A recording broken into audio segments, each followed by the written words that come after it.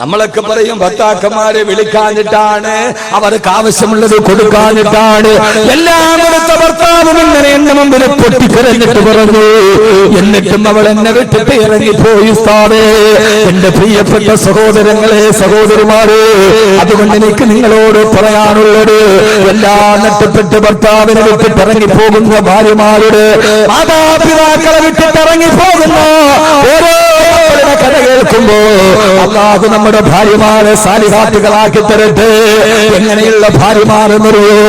നിങ്ങൾക്കറിയുമല്ലോ, പാരാവാരം പോലെ പരന്നു കിടക്കുന്ന മരുഭൂമി, ഒരു മനുഷ്യവാസത്തിന്റെ വിദൂര സാധ്യത പോലുമില്ലാത്ത മരുഭൂമി, ഹിന്ദു പൈതലിനെ നെഞ്ചോട് ചേർത്ത് പിടിച്ച് ഭർത്താവ് ഫലസ്തീനിലേക്ക് യാത്രയാകുമ്പോ ആ പ്രിയപ്പെട്ട പൈതല് പൈതാഹം കൊണ്ട് പൊട്ടിക്കരയുമ്പോ സഭയിൽ നിന്ന് മറവയിലേക്ക്, മറവയിൽ നിന്ന് സഭയിലേക്ക് ഓടിക്കലണ്ട്.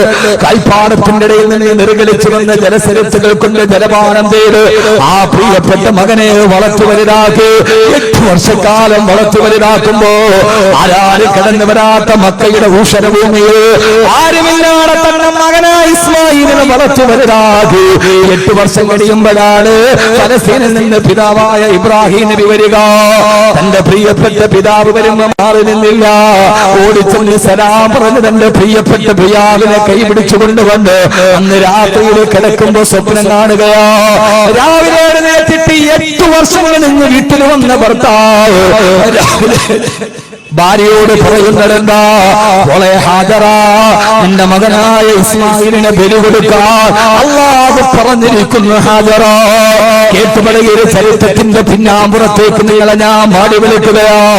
സഹോദരങ്ങള്, ആ സമയത്ത് നിലവിളിച്ചില്ല, വളർത്തിയതിന്റെ കണക്ക് പറഞ്ഞില്ല. നിങ്ങൾ എവിടെയെങ്കിലും പോയി കിടന്നപ്പോ ഞാനാണ് വളർത്തിയതെന്ന് പരാതിയിൽ കണക്കും പറഞ്ഞില്ല. അല്ല പറഞ്ഞതാണെന്ന് പറഞ്ഞ് എന്റെ പ്രിയപ്പെട്ട മകനെ പിതാവിന്റെ കയ്യിൽ കേൾപ്പിച്ച് വാതിൽപ്പടയിൽ ചാടി നിൽക്കുമ്പോ ഒരു കൈയിൽ മൂർച്ച കൂടിയ പിശാചിയും മറുകയിൽ പൊന്നുമോന്റെ കയ്യും പിടിച്ചുകൊണ്ട് ഭർത്താവ് പാറക്കെട്ടിലേക്ക് പോകുമ്പോ വാതിൽപ്പടിയിൽ ചാടി നിന്ന് പൊട്ടിക്കരഞ്ഞില്ല, തലയിൽ കൈവച്ച് ശപിച്ചുമില്ല. ആരോടുകൂടി തന്റെ ഭർത്താവിനെയും മകനെയും ഹാജരാകെ പാറപ്പുറത്ത് മലത്ത് കടത്തിക്കിട്ട് മകനായ ഇസ്മായിലിന്റെ കരുത്തിലേക്ക് മൂർച്ചയുള്ള കത്ത് ചേർത്ത് വെക്കുമ്പോ ആ പൊന്നുമോൻ വാപ്പാ അറുക്കല്ല വാപ്പാ, എന്റെ മോനെ എന്റെ മുഖത്തിന് നേരെ നോക്കിയിട്ട് വാപ്പാക്കെന്റെ കരുത്തിറക്കാൻ കഴിയില്ല, അതുകൊണ്ട് എന്നെ കമഴ്ത്തി കിടത്തണേ വാപ്പാ. രണ്ടാമതെന്റെ കയ്യും കാലും കെട്ടിയിട്ട് എന്നെ അറുക്കാവൂ. എന്റെ മോനെ എന്റെ കരുത്തിറത്ത് എന്റെ ശരീരത്തിൽ നിന്ന് രക്തം ചീറ്റിച്ചെടുക്കുമ്പോ വാപ്പാടെ പൊന്നുമോൻ ഉപ്പാന്റെ മുന്നിൽ കിടന്ന് കൈകാലിട്ടടിച്ച് തടയുമ്പോ എന്റെ ഉപ്പാക്ക് പിന്നെ പൂർണ്ണമായും തറുക്കാ കഴിയില്ല. ഉപ്പാ പാതിപടിയിൽ എന്റെ കരച്ചിലും പിടച്ചിലും കണ്ടിട്ട് വാപ്പങ്ങാനും ഇതിൽ നിന്ന് പിന്മാറിയാൽ എനിക്കും ഉപ്പാക്കും ഉമ്മാക്കും സ്വർഗത്തിലെത്താ കഴിയില്ലല്ലോ ഉപ്പാ. എന്റെ കൈകാലുകള് വെട്ടിവരിഞ്ഞിട്ടേ അറുക്കാവൂ ഉപ്പാ. മൂന്നാമതും പാറക്കത്തിലും മനന്ന് കിടന്നിട്ട് പറഞ്ഞു വെത്രേ ഉപ്പാ, ഞാൻ മരിച്ചാൽ എന്റെ രക്തം പുരണ്ട കുപ്പായം എന്റെ ഉമ്മയെ കാണിക്കരുത്. എന്റെ ഉമ്മ 8 വർഷക്കാലം മരുഭൂമിയുടെ വിജനതയിൽ ആരുമില്ലാതെ താലോലിച്ചു വളർത്തിയ എന്റെ ഉമ്മാക്കത് സഹിക്കാൻ കഴിയില്ല ഉപ്പോ എന്ന് പറഞ്ഞൊരു മകനെ ഞാനെന്ന് ചോദിച്ചിട്ട് എന്റെ പ്രിയപ്പെട്ട സഹോദരങ്ങളോട് 8 വർഷം കഴിഞ്ഞ് തിരിച്ചു വരുമ്പോ കടുത്തിനെത്തിക്കെടുത്ത് ഉപ്പാനോട് സ്നേഹത്തോടെ പറയുന്നൊരു മകനെ ഇബ്രാഹിം നബിക്ക് സംഭാവന ചെയ്ത കഥാപാത്രമേതാ? ആ കഥാപാത്രമാണ് ബീവി ഹാജറ റളിയല്ലാഹു തആല അൻഹാ. മരുഭൂമിയിൽ നിന്നുകൊണ്ട് മകനെ വളർത്തുമ്പോ ഓരോ സമയത്തും ഭക്ഷണം വിളമ്പി കൊടുക്കുമ്പോ പൊന്നുമോനെ ഇസ്മായില്, നിന്റെ വാപ്പയായ ഇബ്രാഹിം ഫലസ്തീനിലേക്ക് പോയത് നമ്മളെ ഇട്ടേച്ച് പോയതല്ല, അല്ലാഹുവിന്റെ തൃപ്തിക്ക് വേണ്ടി പോയതാണ്, പടച്ചിറപ്പിന്റെ ദീനിന് വേണ്ടി പോയതാണ്. അതുകൊണ്ട് ഉപ്പാനെ വെറുക്കല്ല മോനെ എന്ന് പറഞ്ഞു വാപ്പയുടെ അഭാവത്തില്, വാപ്പയില്ലാത്ത സമയത്ത് മക്കളോട് വാപ്പയുടെ ത്യാഗത്തിന്റെ കഥകൾ പറഞ്ഞു കൊടുക്കുന്ന ഒരു ഹാജറയായ ഭാര്യയെ നമുക്ക് കിട്ടിയാലല്ലാതെ നമ്മൾ വീട്ടിലില്ലാത്ത സമയത്ത് 3 നേരം മക്കൾക്ക് ഭക്ഷണം വിളമ്പി കൊടുക്കുമ്പോ പൊന്നുമോനെ നിന്റെ വാപ്പ സൗദി അറേബ്യയിൽ കിടന്ന് ഈ പൊലിവയിലെ വെച്ച് കഷ്ടപ്പെട്ടുണ്ടാക്കിയ അയച്ചു തരുന്ന പൈസയാണ് നമ്മുടെ മുമ്പിൽ ആഹാരമായിട്ട് നിൽക്കുന്നത്. നിന്റെ വാപ്പ കടുവാപ്പള്ളിയിലും മത്തി കച്ചവടം നടത്തി രാവിലെ മുതൽ വൈകുന്നേരം വരെ നടുറോഡിൽ നിന്നിട്ട് മീൻ കച്ചവടം നടത്തി രാവിലെ മുതൽ വൈകുന്നേരം വരെ കട തുറന്നു വെച്ച് ഒരു നേരത്തെ ഭക്ഷണത്തിന് വേണ്ടി കഷ്ടപ്പെട്ട് നിന്റെ വാപ്പ ഏറ്റവും ചെറിയ ശമ്പളത്തിൽ ജോലി ചെയ്ത് കിട്ടുന്ന പൈസയാണ് മക്കള്. നമ്മുടെ വാപ്പ കഷ്ടപ്പെട്ട പൈസയാണ് ഈ തരുന്ന ആഹാരമല്ലേ. 3 നേരം ഭക്ഷണം കൊടുക്കുമ്പോ ആ സമയത്ത് പ്രിയപ്പെട്ട ഭർത്താവിന്റെ പ്രിയപ്പെട്ട ഉപ്പാന്റെ ത്യാഗത്തിന്റെ കഥ പറഞ്ഞു കൊടുത്ത് മക്കളെ വളർത്തുന്ന ഒരു ഹാദറക്കല്ലാതെ നമ്മുടെ സ്വർഗത്തിലേക്ക് നമ്മുടെ ഭാര്യയായി വരാൻ കഴിയില്ലെങ്കിൽ എന്റെ പ്രിയപ്പെട്ട സഹോദരാ, എന്റെ പ്രിയപ്പെട്ട സഹോദരാ, അല്ലാഹു നമ്മുടെ ഭാര്യമാരെ ഹാജരാക്കി തരട്ടെ, ഹാജരാക്കി തരട്ടെ. അതുകൊണ്ടാണ് അല്ലാഹുവിന്റെ റസൂൽ നബി മുഹമ്മദ് മുസ്തഫ സല്ലല്ലാഹു അലൈഹി വസല്ലം പറഞ്ഞത്, ഇയ്യാകും വഹലറാഉദ്ദമി, നിങ്ങളെയും ഹലറാഉദ്ദമിനെയും നിങ്ങൾ സൂക്ഷിച്ചുകൊള്ളണേ. സഹാബത്ത് ചോദിച്ചു, നബിയേ മാ ഹലറാഉദ്ദമി യാ റസൂലല്ലാഹ്, ഹലറാഉദ്ദമ ആരാണ് നബിയേ? അല്ലാഹു നമ്മുടെ ഭാര്യമാരെ ഹാജരാക്കി തരട്ടെ. വാപ്പയില്ലാത്ത സമയത്ത് സമയം നമുക്ക് പോകാൻ തരത്തില്ല ഉണ്ടോ? ഇല്ല. അവനാൻ ഇതുകൊണ്ടെങ്കിലും നന്നാവട്ടെ എന്ന് കരുതുന്ന ഒരാശ്വാസത്തിന്റെ വാളാണിത്. ഇനി ഇതൊക്കെ പറഞ്ഞിട്ട് കാര്യമുള്ള സഹോദരങ്ങളെ, തെറ്റ് ചെയ്യരുത് എന്ന് പറയാൻ കഴിയുന്ന ഒരു സാഹചര്യം നമ്മുടെ മുമ്പിലില്ല. വളരെ ഗൗരവമായി ചിന്തിക്കണം. ഞാനൊരു കാലഘട്ടത്തിന്റെ പ്രഭാഷണമാണ് നിർവഹിക്കുന്നത്.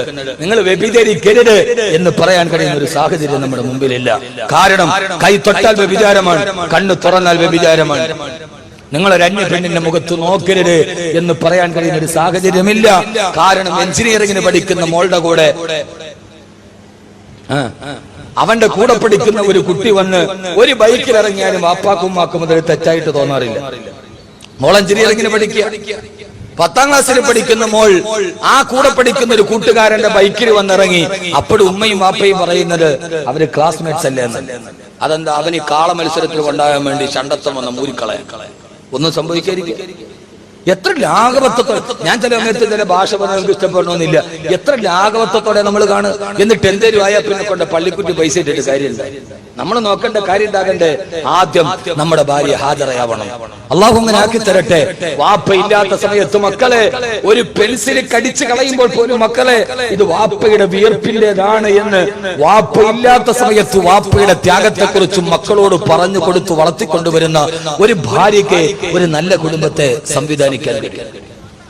അല്ലാതെ അയാൾ പോട്ടെ നമുക്ക് ആസ്വദിക്കാമെന്നൊക്കെ. ഇന്ന് മിക്കവാറും പ്രവാസികളുടെ കുടുംബത്തിനെ പറ്റി അബദ്ധം ഇതാണ്. പ്രവാസ ലോകത്ത് കഷ്ടപ്പെടുന്നവണ്ട്. എന്താ പ്രവാസി എന്നറിയോ? 1000 റിയാൽ നാട്ടിലേക്ക് അയക്കാൻ വേണ്ടി പോക്കറ്റിൽ വെച്ചിട്ട് അവൻ ഇറങ്ങി നടക്കാൻ നേരത്ത് എക്സ്ചേഞ്ചിലേക്ക് പോകാൻ അയക്കാൻ ടാക്സിക്ക് കൈ നീട്ടും. എത്ര റുപ്യ? 10 റിയാൽ, 10 റിയാൽ. അപ്പൊ വിചാരിക്കുമ്പോൾ 10 റിയാൽ ടാക്സിക്കാരന് കൊടുത്താൽ പിന്നെ 990 റിയാല് നാട്ടിലേക്ക് അയക്കാൻ പറ്റൂ എന്ന് വിചാരിച്ചിട്ട് ആ പച്ചപ്പാവം 10 റിയാൽ വാഹനത്തിൽ സഞ്ചരിക്കേണ്ട ദൂരം അവൻ പൊരിവയിലെത്ത് റോഡിലൂടെ സഞ്ചരിക്കും. അപ്പുറം പോയി ലുലു എക്സ്ചേഞ്ചിൽ പോയി 1000 റിയാൽ തികച്ചവൻ വിചാരിക്കും 10 റിയാൽ ടാക്സി കൊടുത്താൽ ആ 10 റിയാൽ കൊണ്ട് മോളുടെ 1 മാസത്തെ ഫീസ് കൊടുക്കാം. പാവപ്പെട്ടവൻ 1000 റിയാൽ തികച്ചയക്കും. നടന്നു ചെന്നിട്ട് ഭാര്യയെ വിളിച്ചിട്ട് പറയും 1000 റിയാൽ അയച്ചിട്ടുണ്ട്, ബാങ്കിൽ പോയി മേടിച്ചോളീൻ. അവള് ഫോൺ എടുത്ത് 500 രൂപയുടെ ടാക്സി വിളിച്ച് ബാങ്കിൽ പോയി ആ പൈസ മേടിച്ച് വീട്ടിൽ കൊണ്ടുപോയി. അവള് അത് മേടിക്കാൻ പോണത് 500 രൂപയുടെ ടാക്സി വിളിച്ചിട്ട് അവൻ 10 റിയാല് പിശുക്കിയിട്ട് അയച്ചവൻ. ഇതാണ് ഭർത്താവും ഭാര്യയും തമ്മിലുള്ള അന്തരം. ഇത് തിരിച്ചറിയാൻ കഴിയുന്ന ഒരു ഭാര്യക്ക് മാത്രമേ സമാധാനത്തിന്റെ ജീവിതം നൽകാൻ കഴിയൂ. അതുകൊണ്ടാണ് ഹബീബായ നബി മുഹമ്മദ് മുസ്തഫ സല്ലല്ലാഹു അലൈഹി വസല്ലം പറഞ്ഞത്, ഇയ്യാകും വഹലറാഉദ്ദമി, നിങ്ങളെയും ഹലറാഉദ്ദമിനെയും നിങ്ങൾ സൂക്ഷിച്ചുകൊള്ളണേ. എന്താ ഹലറാഉദ്ദം അറിയില്ല? എന്താ ഹലറാഉദ്ദം? അല്ലാഹു മനസ്സിലാക്കാനുള്ള ബോധം നൽകട്ടെ. ഞാൻ ആ വിഷയം കൂടെ പറഞ്ഞ അവസാനം 2 മണിക്കൂർ ആവാറായി ആയില്ലേ? അള്ളാഹു സ്വീകരിക്കട്ടെ. ഈ കേൾക്കുന്നത് പ്രയോജനമുണ്ടാകണം. വളരെ പ്രധാനപ്പെട്ട ചില കാര്യങ്ങൾ പറയാറുണ്ട്. ഏതാണ് ഹലറാഉദ്ദം? കല്യാണം കഴിക്കാത്ത ആളുകളൊക്കെ ഉണ്ടെന്ന് കൈപൊക്കി. കല്യാണം കഴിക്കാത്തവർ, ഇതെന്ത് ശൈശവ വിവാഹം നടക്കുന്ന സ്ഥലമാണ്? ഒന്നിനും മീശയില്ല, ഒട്ട് കയ്യും പൊക്കണില്ല. ഒന്ന് പൊക്ക് മനുഷ്യന്മാരെ. കല്യാണം കഴിക്കാത്തവര് അൽഹംദുലില്ലാ. കേട്ടോളി, ഞാൻ ഇനി പറയാൻ പോണ കാര്യം കേട്ടോളി. ആദരവായ പ്രവാചകൻ നബി മുഹമ്മദ് മുസ്തഫ സല്ലല്ലാഹു അലൈഹി വസല്ലമ പറയുകയാ, ഇയ്യാകും വഹവറാഅദ്മി, നിങ്ങളെയും ഹവറാഅദ്മിനെ നിങ്ങൾ സൂക്ഷിച്ചുകൊള്ളണം. ആരാണ് നബിയെ ഹവറാഅദ്മി യാ റസൂലല്ലാഹ്? ആരാണ് നബിയെ ഹവറാഅദ്മി എന്ന് പറയുന്നത്? ഹബീബായ നബി തങ്ങൾ മറുപടി പറഞ്ഞു, ഇംറഅത്തുൻ ഹസനാ ഈ മമ്പത്തസു, മോശമായ അവസ്ഥയിൽ ജീവിച്ചു വന്നവർ, സൗന്ദര്യം മാത്രമുള്ള പെണ്ണ, അവർ ജീവിച്ചത് ഏറ്റവും മോശമായ അവസ്ഥയിലാണ്. അവർ ഇതേവരെ സുബഹി നമസ്കരിക്കാത്ത, ദീനിന്റെ ഒരു ഷിആറുകളില്ലാത്ത ഒരു വീട്ടിലാണ് അവർ ജീവിച്ചു വന്നത്. അങ്ങനെയുള്ള സാഹചര്യത്തിൽ ജനിച്ച സൗന്ദര്യം മാത്രമുള്ള പെണ്ണിനെ നീ വിവാഹം ചെയ്യരുത്. അവിടെ നിന്റെ വീട്ടിലേക്ക് കടന്നു വന്നാൽ അതോടെ നിന്റെ കുടുംബം തകർന്ന് തരിപ്പണമാകും. ആ കുടുംബത്തിൽ പിന്നെ നാളെ സ്വർഗത്തിൽ ഒരുമിക്കാൻ കഴിയില്ലെന്ന് ലോകത്തിന്റെ മുറ്റേ ഹബീബായ നബി മുഹമ്മദ് മുസ്തഫ സല്ലല്ലാഹു അലൈഹി വസല്ലമ. ഞാൻ എന്റെ പ്രസംഗത്തിന്റെ സമാപന പ്രഭാഷണത്തിലോട്ട് കിടക്കുകയാണ്. എന്ത് പറയണം, എവിടെ പറയണമെന്ന് എനിക്കറിയില്ല. നമ്മുടെ മക്കളെയാണ് നാം വളർത്തിക്കൊണ്ടുവരേണ്ടത്. അതുകൊണ്ടാണ് മഹാനായ ഉമർ റളിയല്ലാഹു തആല പാതിരാത്രിയുടെ നിശബ്ദതയിൽ കടന്നു പോകുമ്പോ ഉള്ളിൽ നിന്ന് വർത്തമാനം കേൾക്കുന്നത്, മോളെ പാലിൽ വെള്ളം ചേർക്കുമോളെ? ഇല്ല ഉമ്മ. ഉമർ കാണുമമ്മ? ഇല്ല മോളെ, ഉമർ കാണില്ല മോളെ. ഇതാ കാണ ഉമർ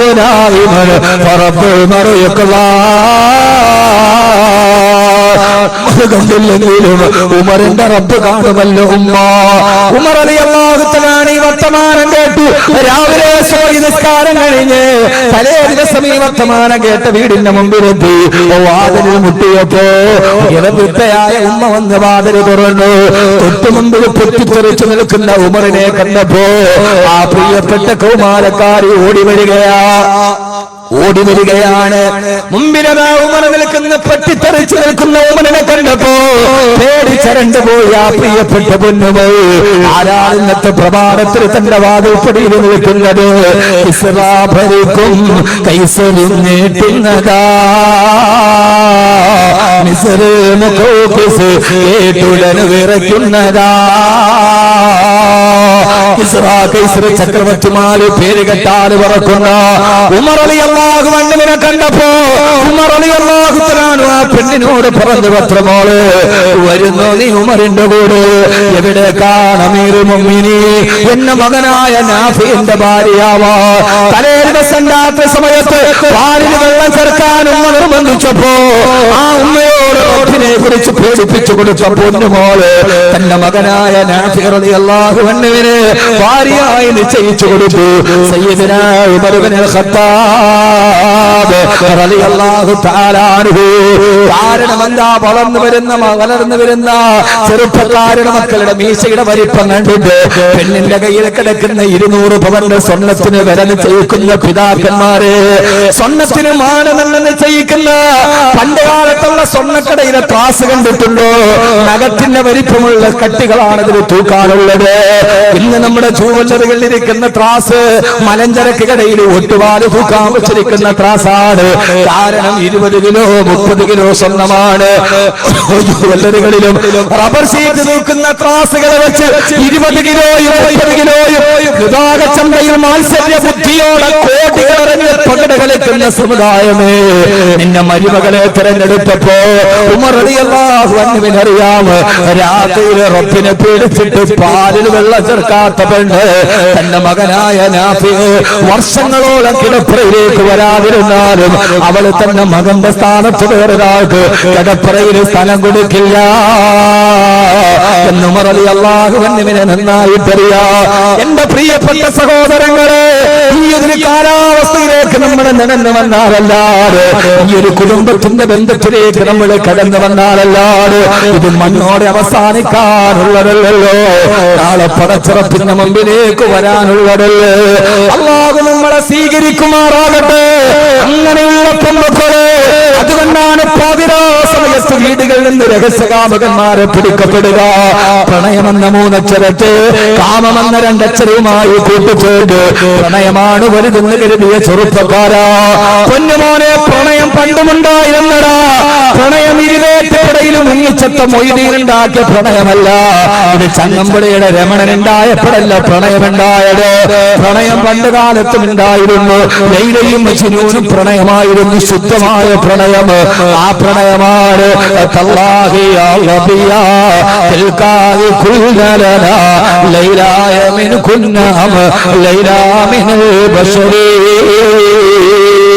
പച്ചപ്പുൽമേടുകളിൽ പച്ചപ്പുല്ലിരുന്ന പച്ചപ്പാന്നെ മാൻപേടകളോട് മാൻപേടകളുടെ നയനധ്വനത്തിന്റെ സൗകുമാര്യം കണ്ടപ്പോ എന്റെ ലൈലയുടെ കണ്ണ് നിങ്ങളെ പോലെയാണെന്ന് പാടിപ്പോയ മജ്നൂന്റെ പാട്ട്. എന്നാൽ അശ്ലീലത്തിന്റെ പ്രണയം ഉണ്ടായിട്ടുണ്ട്. നമ്മൾ കേസ് അശ്ലീലത്തിന്റെ പ്രണയത്തിന്റെ ആളാണ്. നിങ്ങൾ പഠിച്ചോ? അല്ലാഹുവേ, ഈ വിനീതന്റെ പ്രഭാഷണത്തിന്റെ എഡിറ്റിംഗ് നിർവഹിക്കുന്ന സാസ്ക്രിയേഷൻ നീ ആ സഹോദരങ്ങളെ കാക്കണേ അല്ലാ, കാക്കണേ അല്ലാ.